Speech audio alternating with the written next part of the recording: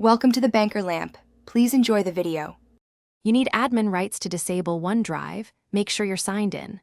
First, click the OneDrive icon in the system tray and choose Close OneDrive to stop sync. Once done, open Settings, go to Apps and select Installed Apps so you can locate OneDrive quickly. This ensures files aren't mid-sync during the change. Also, verify any unsynced files in your OneDrive folder. You don't want to lose edits. Now proceed to uninstall or disable with the app entry. You can uninstall OneDrive from installed apps.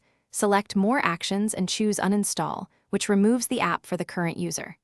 If you need a persistent system-level disable, open Group Policy Editor, gpedit. MSC, on Pro/Enterprise, navigate to Computer Configuration Administrative Templates Windows Components OneDrive, and enable the policy Prevent the usage of OneDrive for file storage. Once done, open Task Manager. Go to Startup and disable. After disabling or uninstalling, reboot your PC to ensure group policy and startup changes take effect. Make sure OneDrive doesn't reappear in the system tray. If you need to restore it later, use Settings Apps or reinstall from the Microsoft Store.